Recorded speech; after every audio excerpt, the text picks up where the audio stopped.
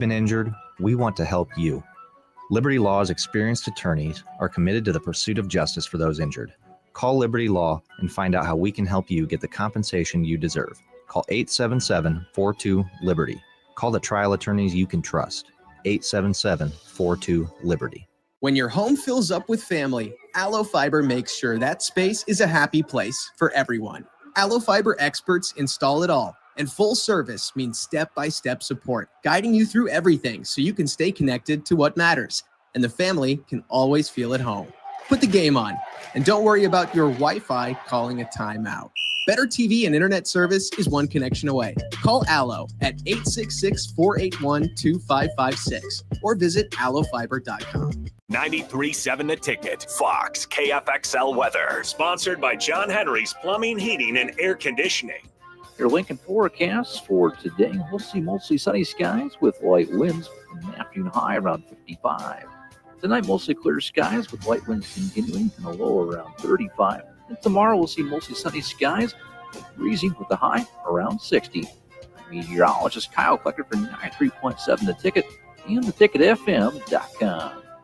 Hi, everyone. Kendall Warnock with A1 Automotive in downtown Lincoln. If you're looking for an automotive repair facility you can genuinely trust, we would be grateful for the opportunity to earn your business repairing your vehicle. We have ASE master technicians and qualified to work on a variety of vehicles from Hondas to Porsches, Jaguars to Toyotas, and Chevrolets to Fords. We pride ourselves on customer service and relationships, and we would be grateful for the opportunity to serve you. Give us a call at 402-477-4660. A1 Automotive.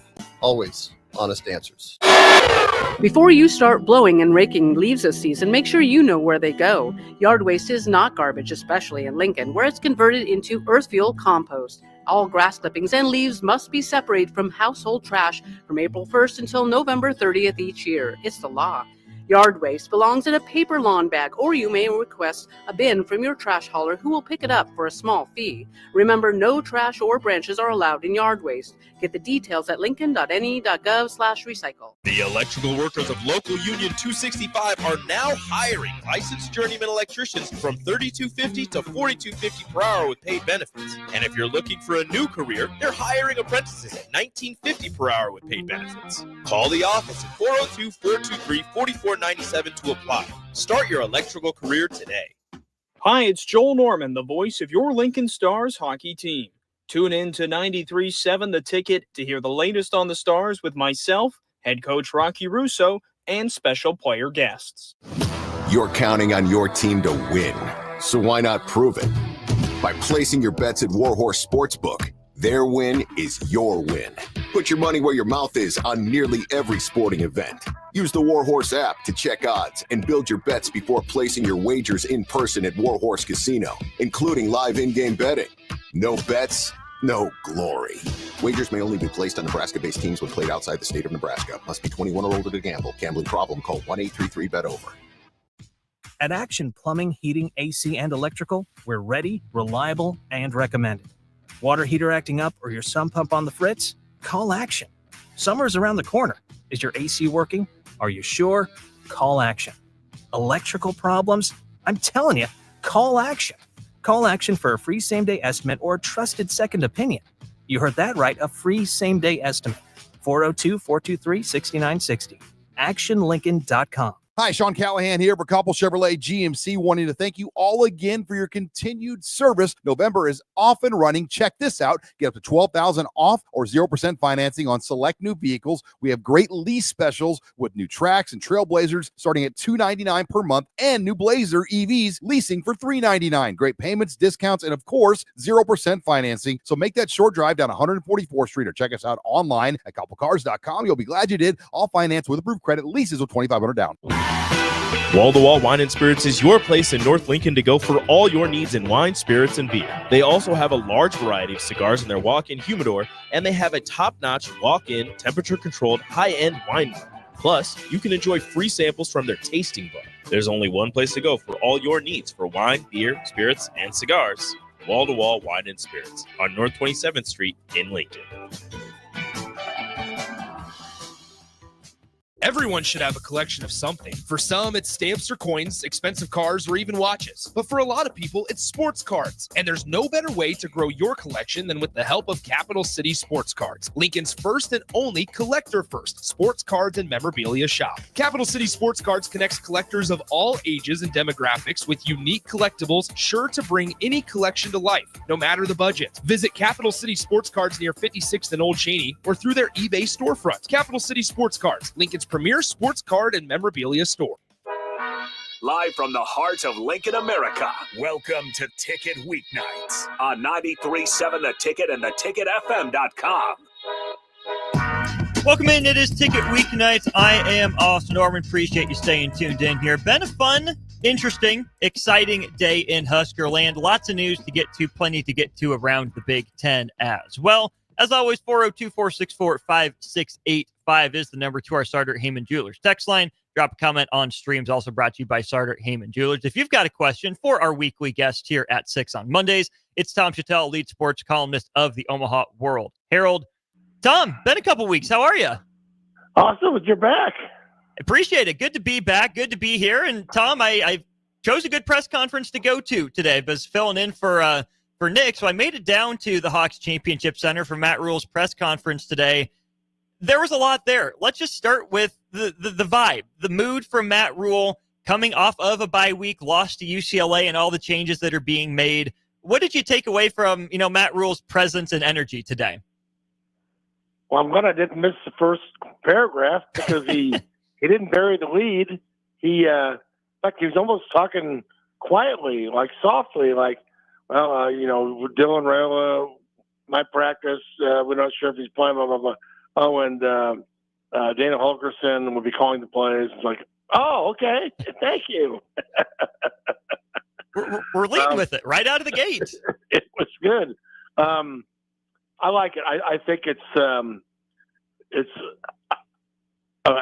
good play call by Matt Rule. There's a lot to like about this move. What I like it most about it is it shows urgency. How many times have we talked about and people complained over the years, well, this guy, this head coach, he needs to get rid of this guy, but it's his buddy or it's his friend. And we're not going to, you don't hire your friends. And, Kevin Cosgrove was Callahan's guy. Frost had his guys. And this is, a situation where last year, a rule said, I don't fire coaches in the middle of the season. Well, he didn't technically fire Satterfield. He sure demoted him. But he's hiring a buddy. So he's demoting a buddy and he's hiring a buddy. So maybe people who don't like buddies are now mad about Dana Holgerson. I hope not. And I think this is a very, very good hire. But it tells me Matt Rule is loyal to winning. And it isn't just everybody calm down, we'll get to this eventually deal. He wants to do it now. He sees 3 games left. And he thinks, like I do, which maybe that's scary for him, but if the offense could just do something, just anything, they can win a game or more. But just got to get something out of this thing. So I thought it was interesting. Just listened to him. It's just reading between the lines. I felt like he's saying that maybe Satterfield kind of got lost in his offense and was trying to do too much and trying to give everybody something. And rather than just taking the guys who were, who gave you the best chance to win and gave them the best chance to make a play and just keep doing that. That's college football offense to me. Just find the weakness, use your strength, use it over and over until somebody shows that they can stop it. That's what certainly Tom Osborne showed us for years. We're going to do this until you can stop it. And a lot of us, myself called it boring. Other people, I called it winning. So I hope that's what we see here. I think Holgerson is going to have some are good parts to work with. He needs a healthy quarterback. But there's certainly, I'm interested to see what kind of routes they run. If they get the receivers who have kind of faded away, if they can now get open and maybe catch some passes, and I just, it'll be interesting to see the vibe and the energy of the offense this week. But that they need a quarterback first, and Harburg is not really air raid. He's more like a ground chuck. I mean, he's the ground guy. He's the tanks. He's the infantry. Yeah. So I mean, but I think Holgerson is a smart enough guy that he'll figure something out if he's going to go with him. So, yeah, all kind of stuff today. But I thought the timing was very good. Don't give up on the season. 3 games left, trying to make the most out of it and get this thing over the hump. 1 win. And as I've said, look at the 3 games they're playing. If they win one of those 3, it's going to flip the mood of the entire state and the season, and it's going to flip the narrative from, oh boy, this could be bad, to, hey, they beat USC, or they beat Wisconsin, or they beat Iowa, and they're going to a bowl. There's nothing that a win can't fix, right? And any of these 3 would be, significant wins for the program in any number of ways. They're all kind of in that jumbled middle that Matt Rule was asked about at one point today. But Tom, on that sense of urgency that you bring up, maybe the most telling quote about that to me was when Matt Rule said his message to the young guys is, it's not about next year. It's about right now. And we got some comments here about, is this a panic move? I mean, he didn't fire the guy, he demoted him. It's kind of a distinction without a difference. But what's the difference to you in your mind of setting this up as a sense of urgency move, a maximizing the next 3 games move, instead of Matt Rule's grasping at straws and just, making a weird, off-the-wall, unusual move, just hoping it works? Well, a lot of people thought that weird, unusual move was making Setterfield the offensive coordinator 2 years ago. Fair. I mean, that people thought that was weird. So, not panic. I mean, you've seen the offense the last 4 games. I mean, there's no panic. It's time to do something. I mean, it would have been crazy and unusual to stay with this. They weren't going to win a game with this offense doing what it was doing.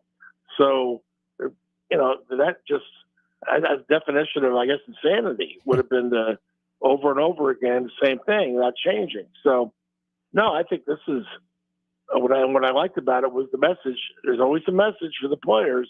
Every Monday, he talks to the people of Nebraska, but he also talks to the players. And we're happy to abide as the media. Okay, we I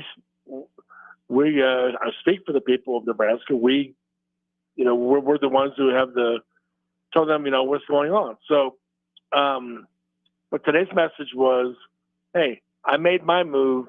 Now the players have to make their move. Okay. It's like, I did my job. Now you do your job.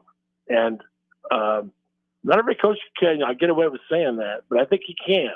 But now they got to go do it. Because it is true. The best play calls are the ones that are executed. Yeah, the ones that work. Also, yeah, the ones that work. But also the best play calls are the ones that give the players a chance to execute them. Don't give them too much. Don't give them something they can't do.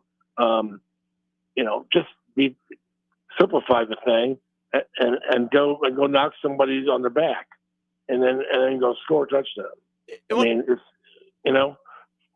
Well, that sounds like to me, Tom, was something we talked about a couple weeks ago here, is finding identity, right? I can understand maybe the temptation when you don't know what your identity is as an offense to, try a lot of stuff, right? Nebraska, we think improved the talent level from last season, but it wasn't necessarily showing up. So if you're not necessarily more talented, you probably have to be more versatile, more multiple, and more varied.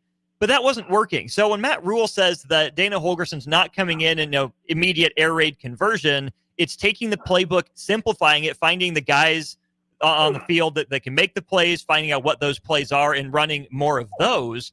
That, to me, says Matt Rule wants an offensive identity. Yes, and simpletons like me think of identity as, well, you run the ball or you throw the ball 80 times. But identity is also getting the ball to the people who can help you win, getting the ball to the right people, letting them do, this guy has speed, get him out in space, give him the ball, let him run.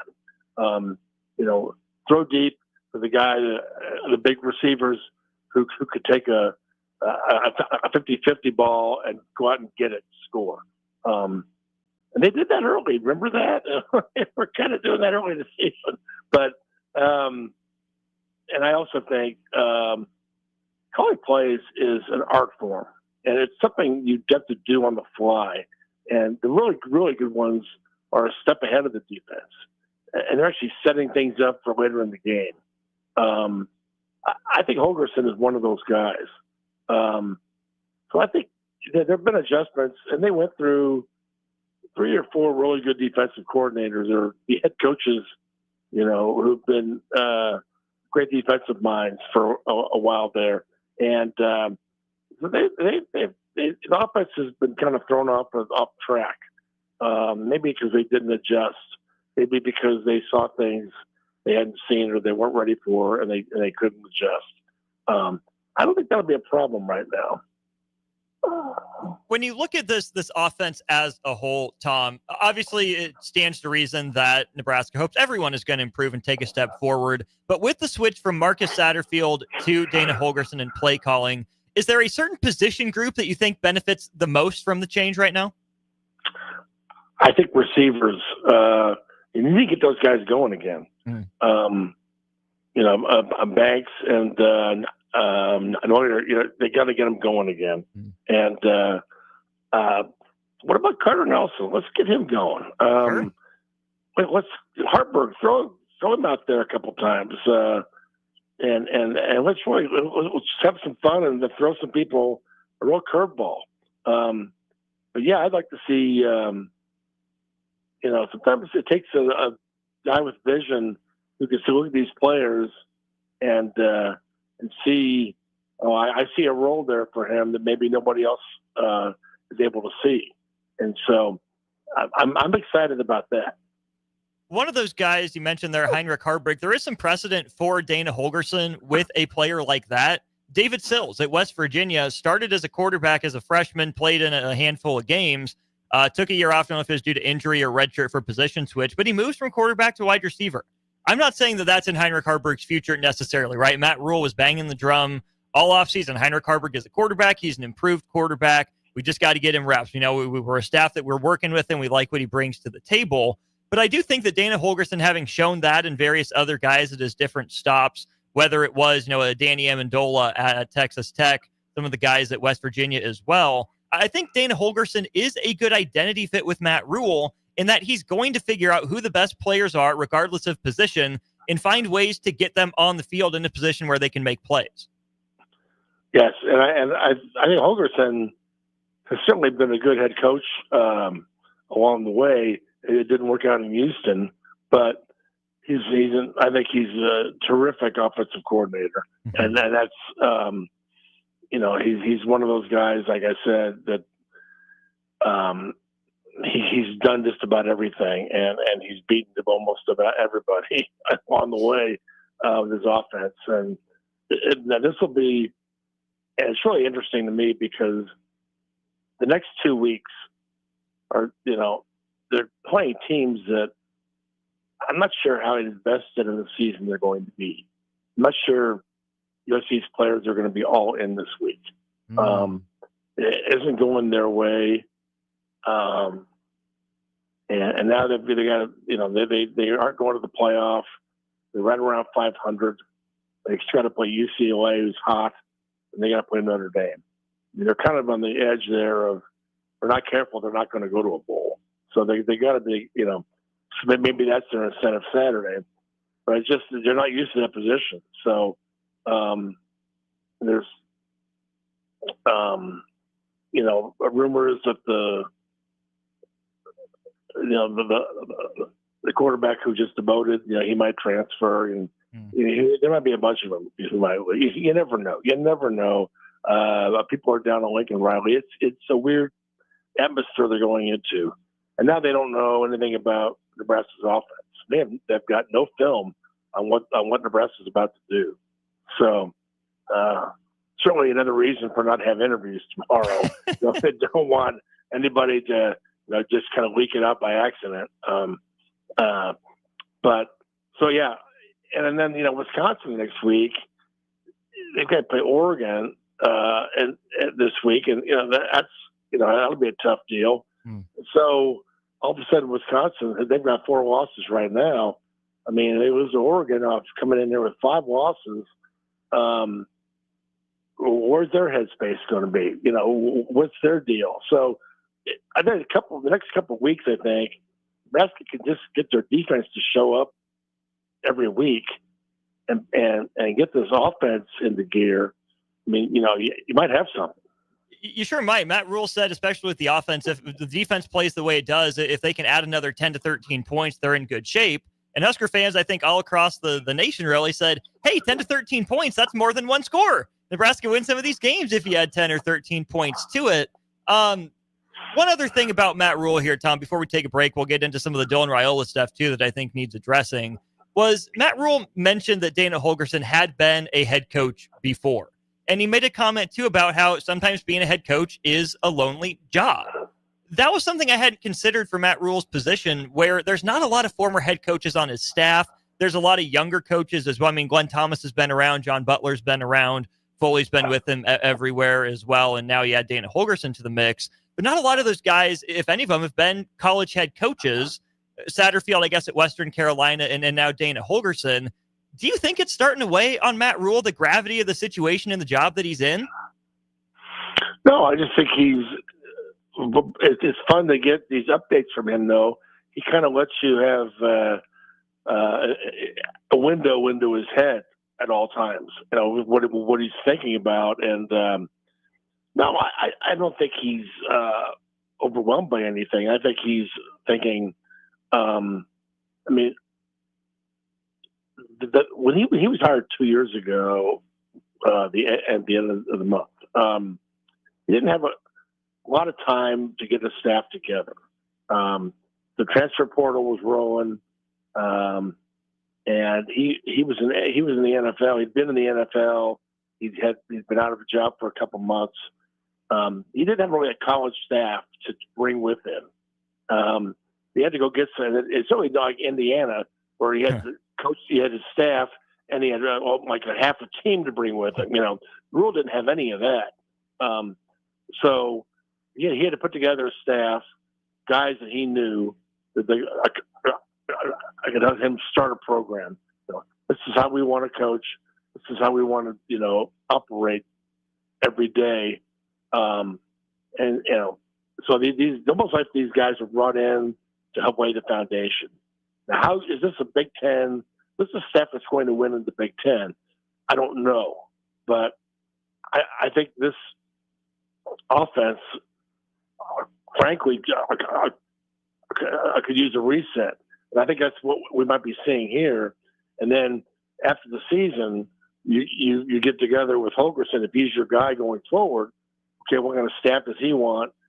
It's a chance to maybe go shuffle your offensive staff a little bit if that's what you want to do.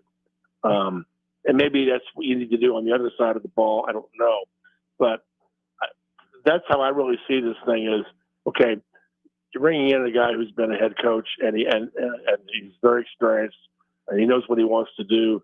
You have the right staff to make his offense go. So I think this is an opportunity after the season to look at the whole staff, because there wasn't a lot of time to put this together 2 years ago. So, but yeah, if Tony White is a head coach in waiting or somewhere, you arguably have 2 head coaches as your coordinators, and that's a good thing to have. That it is. That voice you hear is Tom Shatel, lead sports columnist of the Omaha World Herald. We're going to take our first break of the show. We'll talk some Dylan Raiola's status. Matt Rule gave some updates or lack thereof on number 15 for the Huskers. Little Nebraska USC and some Big Ten headlines, including 4 of the top 5 teams in this week's AP poll being from the Big Ten. He's Tom Shatel. I'm Austin Norman. We'll be back in a couple minutes. Hey, everybody. This is Chris Beecham from Brand Lincoln Podcast and Perch Merch, your go-to in Lincoln for printing and promotional needs. Speaking of that, we are running a huge hoodie sale now through November 30th to save you big money on great brands. 20% off everything from Nike and Bella Canvas pullovers to Gildan and Port & Company sweatshirts and district fleeces. Get yours for your group or organization today by calling us at 402-217-5212 or go to perch-merch.com. Attention students and anyone else looking for a great deal. Sun Valley Lanes and Games has the ultimate weeknight special. For just $15.95, enjoy unlimited bowling, lucky putt mini golf, and laser tag. Flash your college ID at check-in to receive $2 off your admission. It's the perfect way to unwind Sunday through Thursday nights. Check out sunvalleylanes.com for hours and availability. Sun Valley Lanes and Games, located at 321 Victory Lane. Lincoln's best place to meet, eat, and compete. Sun Valley. We fix basements. We fix basements. We fix basements. We fix basements. We fix basements. At F Foundation Repair, we've been fixing basements for over 30 years. We're your local foundation repair experts. Our warranties stay here. Our people work here. You can trust us to take care of your home. Go to wefixbasements.com to learn more. Wall-to-Wall Wine and Spirits is your place in North Lincoln to go for all your needs in wine, spirits, and beer. They also have a large variety of cigars in their walk-in humidor, and they have a top-notch walk-in, temperature-controlled, high-end wine bar. Plus, you can enjoy free samples from their tasting bar. There's only one place to go for all your needs for wine, beer, spirits, and cigars. Wall-to-Wall Wine and Spirits on North 27th Street in Lincoln.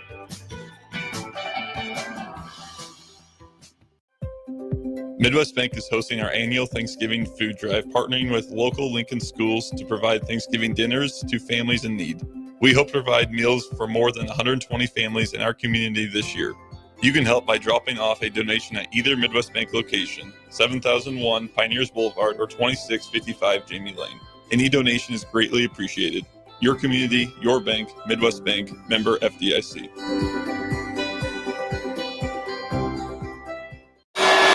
Before you start blowing and raking leaves this season, make sure you know where they go. Yard waste is not garbage, especially in Lincoln, where it's converted into earth fuel compost. All grass clippings and leaves must be separated from household trash from April 1st until November 30th each year. It's the law. Yard waste belongs in a paper lawn bag, or you may request a bin from your trash hauler who will pick it up for a small fee. Remember, no trash or branches are allowed in yard waste. Get the details at lincoln.ne.gov/recycle. All right, Rico, let's do the final checklist before we head out. We have a lot of people coming to the tailgate today. I'm ready. Burgers? Check. Chips? Check. Icy cold beer? Check. Except this one. I'm forgetting something. Wait a second. Where's the Führer's cheese spread? I can't stop eating it. Rico, relax. I always pack extra. It's the biggest hit of the tailgate. For the best appetizer, party dip, and tailgate snack, load up on Führer's cheese spread today in most local grocery stores. Hi, everyone. Kendall Warnock with A1 Automotive in downtown Lincoln. If you're looking for an automotive repair facility you can genuinely trust, we would be grateful for the opportunity to earn your business repairing your vehicle. We have ASE master technicians and qualified to work on a variety of vehicles from Hondas to Porsches, Jaguars to Toyotas, and Chevrolets to Fords. We pride ourselves on customer service and relationships, and we would be grateful for the opportunity to serve you. Give us a call at 402-477-4660. A1 Automotive, always honest answers.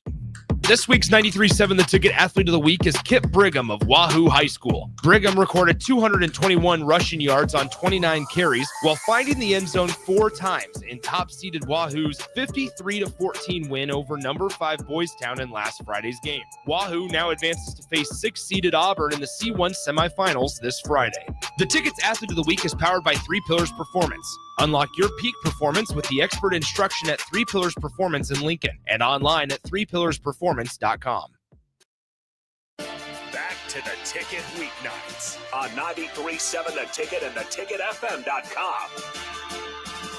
We are back here on Ticket Weeknights. Austin Norman with you, joined on our Allo Fiber VIP line, where they understand the importance of exceptional service with local heart, by Tom Shatel of the Omaha World Herald. A couple more Nebraska headlines to get to. We'll talk some Big Ten as well here. Tom, some breaking news. Just about 15, 20 minutes ago, it was announced that John Robinson, former football coach at USC, passed away. won a national title with the Trojans. Yeah, Tom, what do you remember about John Robinson?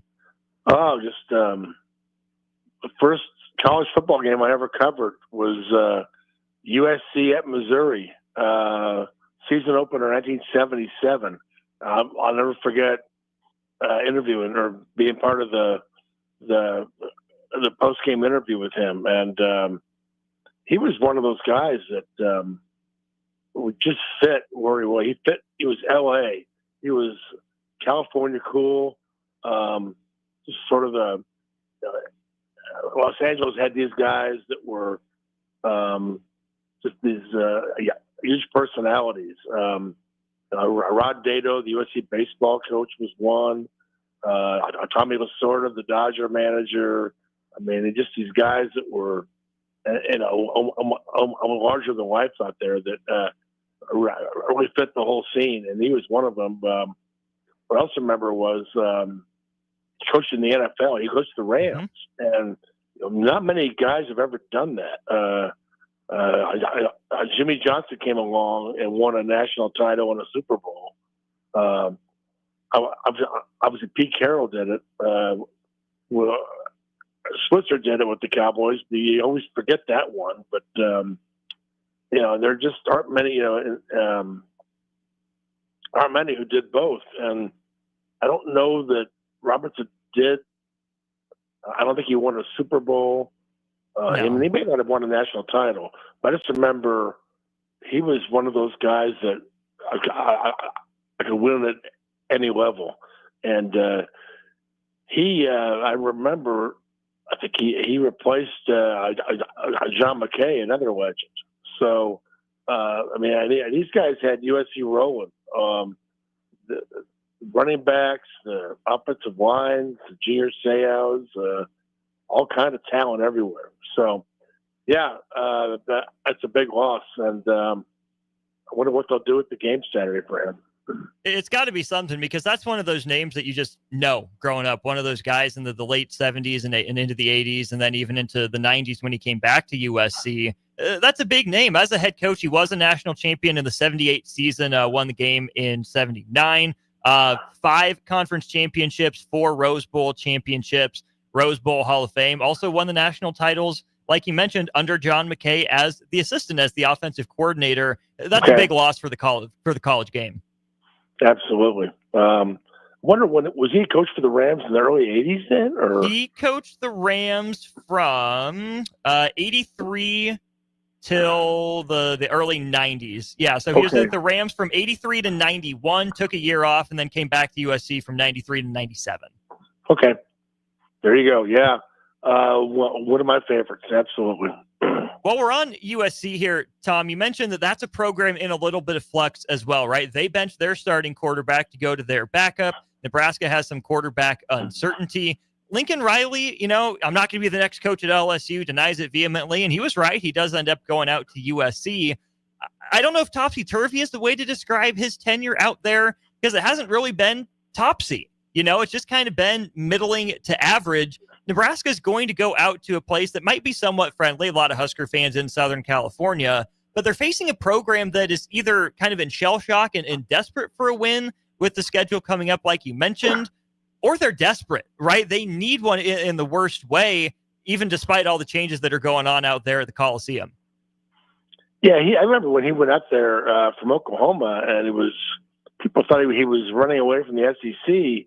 Then suddenly USC joined the Big Ten, but I think he saw it as a place where he could kind of jumpstart his career a little bit, a reset.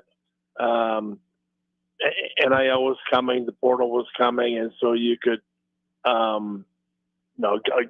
dominate Southern California and get all the players you needed. But it hasn't worked out that way. They haven't been that far away this year, though. I mean, look at they came out of the gate strong. That LSU win in Vegas was a really good win, and everybody thought, okay, USC might be a factor this year, but they just started losing. They went to Michigan, and Michigan hasn't. That was one of those games where nobody knew anything about Michigan, and they've been beaten down since. I think at that point, Michigan still had a lot of incentive to really be good, and that was a really close game. They lost it at the end. They went to Maryland. They lost a tough one there. Trying to think of some others. I guess Penn State. They lost to them at home. Wisconsin. They beat Wisconsin. Oh, that's right. Came back. They were down in the first half. Yeah. So it was. They just haven't been good enough at the end of the games. And well, that sounds familiar. I was just going to say. But yeah, the defense was really bad a year ago or so. And then they've gotten better on defense.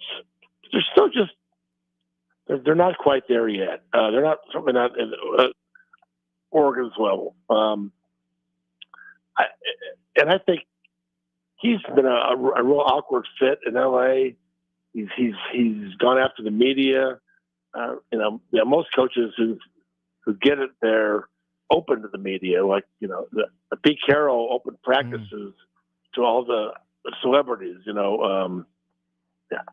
Snoop Dogg and Will Ferrell and all those guys could go to practice, and that's kind of what you do in LA. It's an open, it's almost as much of a PR job as it is a coaching job. You have to do both, and he's not very good at that at that part of it. So, it's just I don't know how their recruiting or their portal is going, but. Yeah, it's not. There's not a bandwagon right now for that program. So again, we'll see what they do Saturday. It's just they had a week off now. They just lost to Washington. It's just kind of in a place where it's awkward. They don't know. I don't know where they are right now. What they stand for, what kind of program they have. It's just not working. They don't know where they stand either, and that might be part of the problem. I mean, you don't go get a guy like Lincoln Riley, and it's a private institution. We don't know exactly what they're paying him, but we know it's a lot of money. We can assume it's a lot of money, but we're seeing this kind of at Florida, too, with Billy Napier. You kind of got to save money now, right? You can't afford to pay a monstrosity of a buyout with the paying players settlement coming down likely in March. And Lincoln Riley hasn't been horrible, but Tom, I can kind of see Lincoln Riley going down the Chip Kelly path, right? Have some success as a head coach, be an innovator. I mean, he got the world handed to him on a silver platter at Oklahoma, taking over for Bob Stoops. But like you said, either he's got to find the right fit for himself as his personality as a head coach, or maybe he's just going to be a career coordinator where there's no shame in that, just not maybe what people expected for him at this stage in his career. He was just such a good fit in Big 12. Just the Texas, Oklahoma, wide open spaces, wide open offenses, good weather, quarterbacks everywhere, receivers, speed everywhere. Certainly has that in LA too. But now you're in the Big Ten, and you've got to play a little different way sometimes. Oregon has that part figured out. I think he was in North Carolina wasn't he one of those schools for a while too? Maybe, I don't know. But he's just such a good fit in Oklahoma. I'm not sure why he left. But I don't. Boy, a lot of the wisecracks from the Oklahoma administration were that we have a head coach now who wants to be in the SEC. So maybe some of that stuff's true. But I do know USC's president just announced she's going to, retire next summer. Mm-hmm. So, they'll be bringing in somebody else. It doesn't always mean football gets turned upside down. But, USC football's it's one of the franchises in LA. It's the Dodgers and Lakers. And so that'll be an important, whoever the new president probably have to address football at some point. So I don't know if does he stay? Does he things start to get a little ugly? Does he try to find somewhere to go and be a coordinator and go somewhere else maybe eventually, or It doesn't seem like that's going to fit very well down the road. I'm with you. To your point, he was at East Carolina from 2010 to 2014. But Tom, let's tie some loose ends together here. Lincoln Riley coached with Dana Holgorsen at Texas Tech. Riley started there from 2003 to 2005 as a student assistant, grad assistant in 06. He was the wide receivers coach in 2007. And then when Holgorsen left, Lincoln Riley took over as the interior wide receivers coach. So Lincoln Riley followed Dana Holgorsen's footsteps with the Red Raiders. So he knows Holgorsen, what he likes to do, but what he doesn't know is what's he going to do at Nebraska with the talent he's got. He probably, he can kind of guess what plays he might run, but you can't be sure, can you? You never can. It kind of looks like, Tom, too, these two teams, USC and Nebraska, are going into season openers again to some degree. I mean, I get it. They're both 9 games in, but USC going to a new quarterback, Nebraska quarterback questions right now, and then Dana Holgorsen. It's a 3-game sprint for both of these teams right now. What do you expect to see from Nebraska coming off a second bye week? Well, I wish I knew. I mean, nobody. I get asked that question all the time, and I just say, if you can tell me what team's going to show up, I'll tell you what's going to happen. And the defense, it was Illinois was off at Purdue, and then home against Rutgers, it was good. At Indiana, bad. Ohio State, good. UCLA, so. I mean, they didn't play very well early, and they kind of regrouped. But the first 2 series of that game, I set the tone, and it didn't help Nebraska that their offense wasn't on the field. UCLA had those 2 long drives. You've got to get off the field there. You have to in the game. That's a big game, so they need to come out a lot stronger than that. Now they won't know with this quarterback or what they're going to do with this thing. So yeah, it's just a little bit of a mystery for them as well as Nebraska. But I think that there's a lot of pressure on both programs these last 3 games. Probably more so on USC because, Nebraska, Iowa. But Nebraska, Iowa is not USC Notre Dame, and it sure as hell ain't USC UCLA. So there's a lot of USC. This is if they had to rank the wins that were important, this would be at the bottom this week. Now, they certainly want to win it, but they can't let UCLA's a new coach get the upper hand on them, and they can't let obviously Notre Dame is a huge deal, but again they're trying to go to a bowl game, and they're just right now they're kind of in that area where they really need to win this week. So what's in the players' heads? What are USC players thinking right now? Have they checked out? Are they in? Maybe the new quarterback helps them. What are Nebraska players thinking? Maybe if the offense starts showing for Nebraska, maybe the black shirts will kind of perk up a little bit and play better. They don't have to carry the whole game. The offense is actually going to do something. So there are a lot of questions that I don't have the answer to, and hopefully they have the answer. Hopefully they're going to Saturday not knowing the answer. Hopefully they know they're going to play well. They're going to play hard and get this thing turned around. One of those questions that I know don't have an answer to is the status and the health of Dylan Raiola.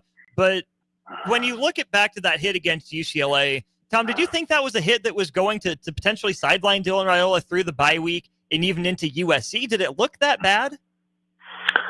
You just never know, and I think he's been banged up all year. I really think he's had a shoulder, maybe ankle potentially. Yeah, I just think, but he's such a gamer and such a warrior that he's out there, and a lot of guys are doing that too. A lot of guys play hurt, but he's taken some shots the last month, whereas early on he didn't. It's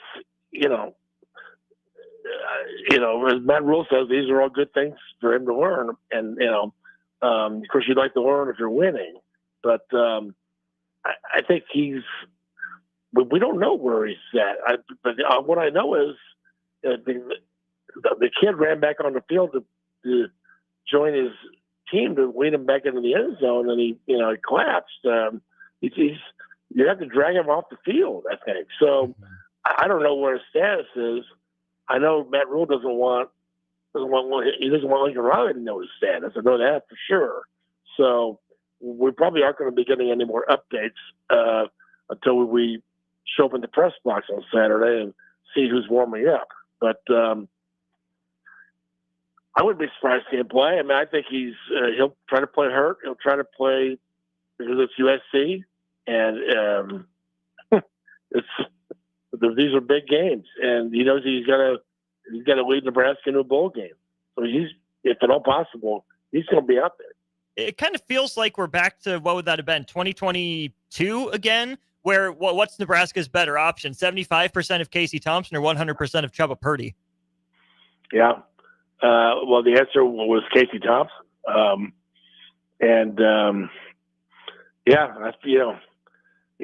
That's an interesting, they didn't go to a bowl game, but man, they were fun that year.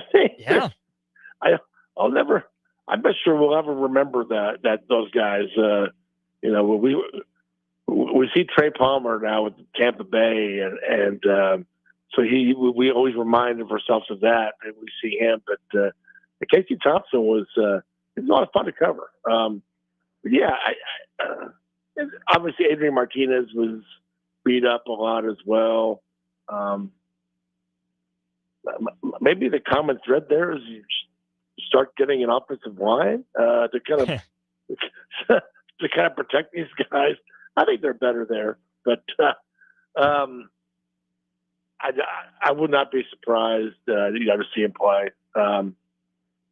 But that's what's so interesting about this is what would Holgorsen do with Raiola, who's not quite healthy? What would they have him do? Well, how with their plays where he can help avoid not getting sacked?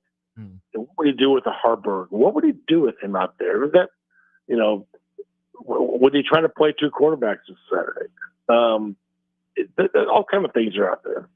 I think one of the things that Husker fans are looking for, Tom, is more of a quick passing game. Didn't see a lot of that under Marcus Satterfield. You would think with a hobbled quarterback that, hey, get the ball out early, don't give any time for blitzes or edge rushers to get home, get the ball to playmakers and call it good. But I think even if Heinrich Harburg is the starter, Tom, maybe some more quick passing is the way to go. We know about the cannon. We've seen it unleashed from Heinrich Harburg before. But for a guy that, is still learning the details of the quarterback position, maybe getting the ball out of his hands early to playmakers. He can throw a 98-mile-an-hour fastball 20 yards horizontally. It doesn't always have to be 20 or 30 yards downfield. I feel like that could be just a simple, rhythm-based passing offense instead of a Bruce Arians no-risk-it, no-biscuit sort of strategy.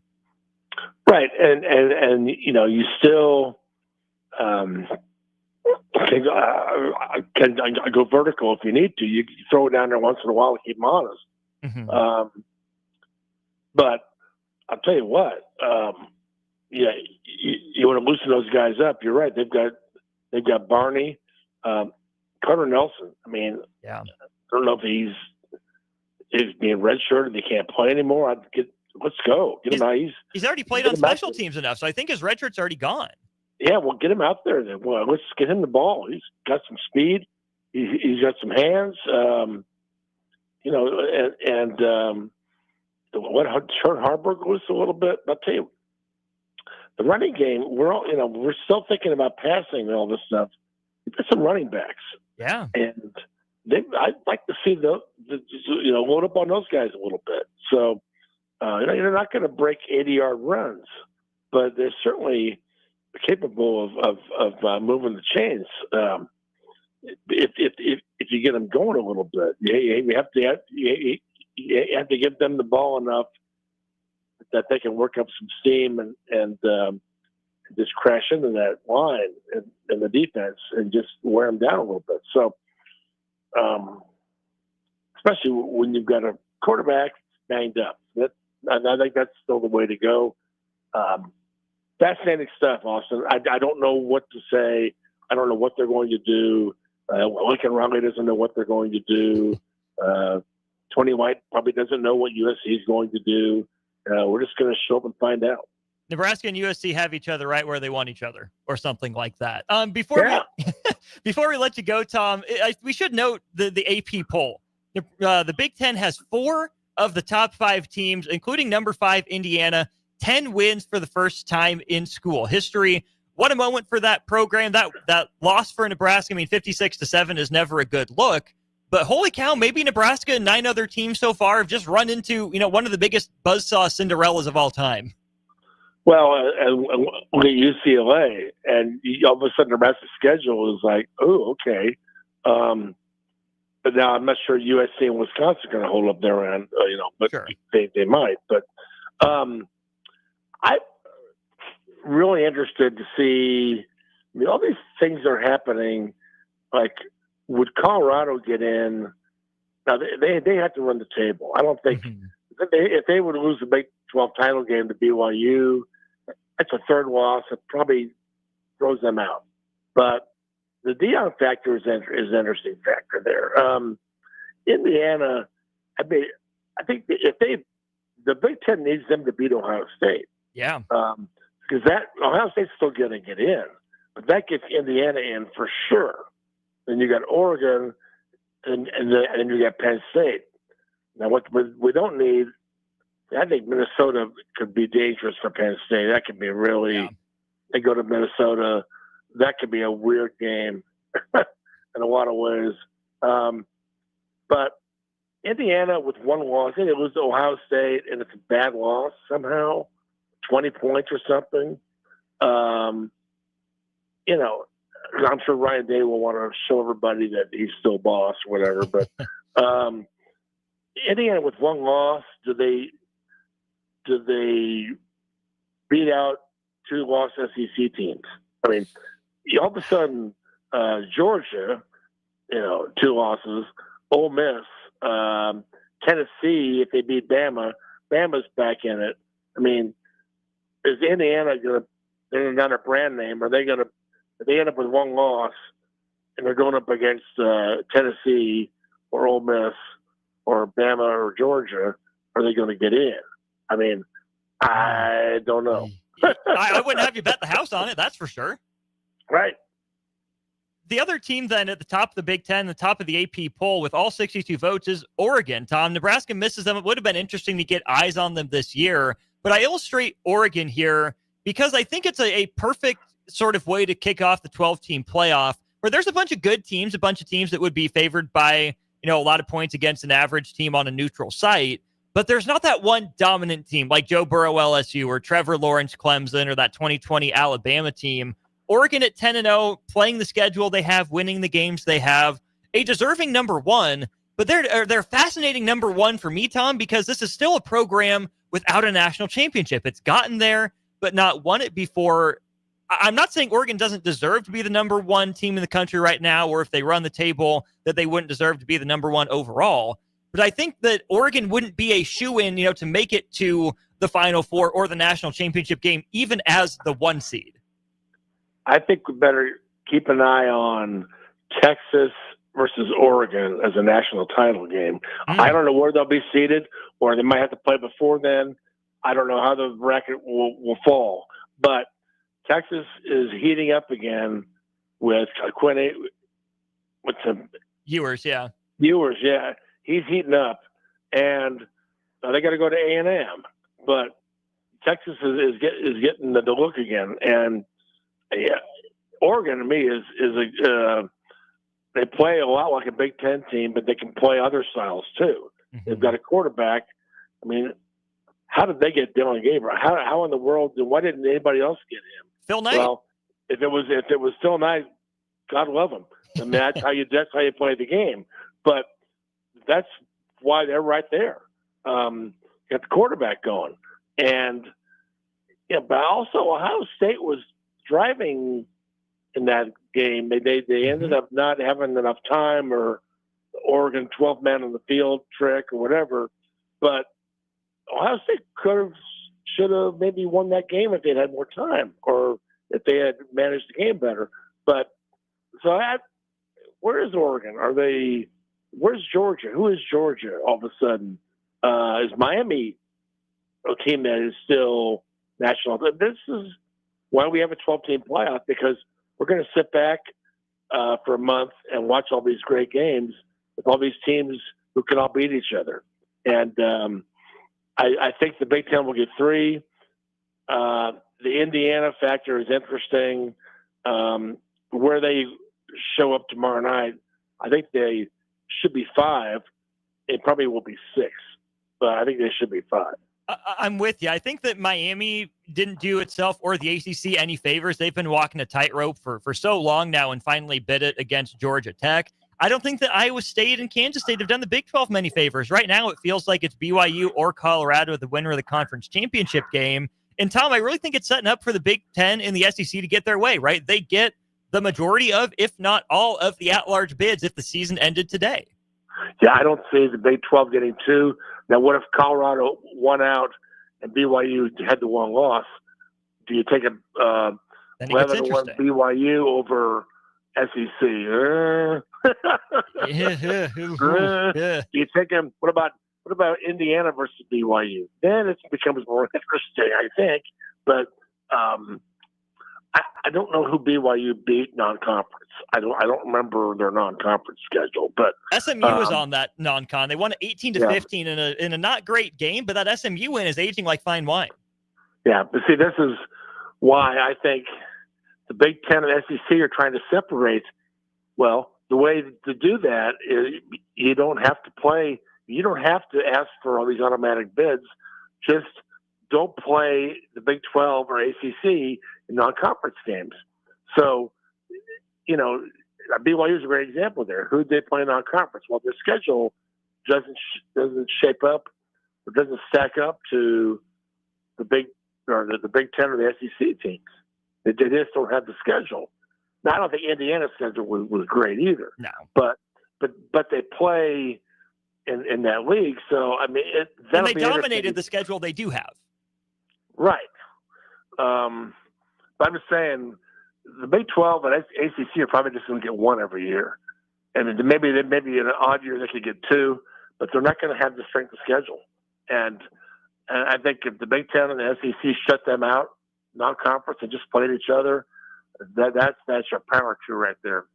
I think you're onto something. Tom, as always, it has been a pleasure. Thanks for an hour of your time here on Monday nights. We'll do it again next week. I'll see you. Thanks. That was Tom Shatel, lead sports columnist of the Omaha World Herald, joining us on our VIP line, brought to you by Aloe Fiber. That's where they understand the importance of exceptional service with local heart. You've probably been watching us on stream, but hey, give us a shout if you're watching us on Aloe Channel 961. We really appreciate them for everything that they do for us here. For Tom, I'm Austin. It's been a blast. Thanks for hanging out. Thanks for talking some Husker football with us. Don't go anywhere. Plenty more of Husker football talk tonight. Got some student-athlete shows as well. Coming up, all part of Ticket Weeknights.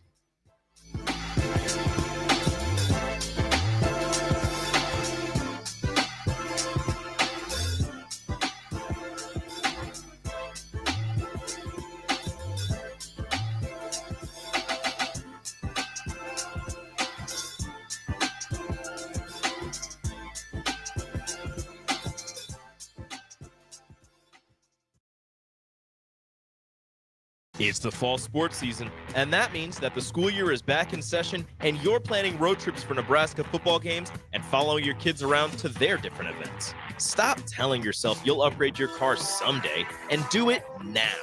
Mullen Motors Lot is full of great vehicles to take home so you don't have to worry about your current car struggling through another season. Come check out their lot just north of 48th and Lake and find your next ride. As your fall schedule gets busy, you'll need a reliable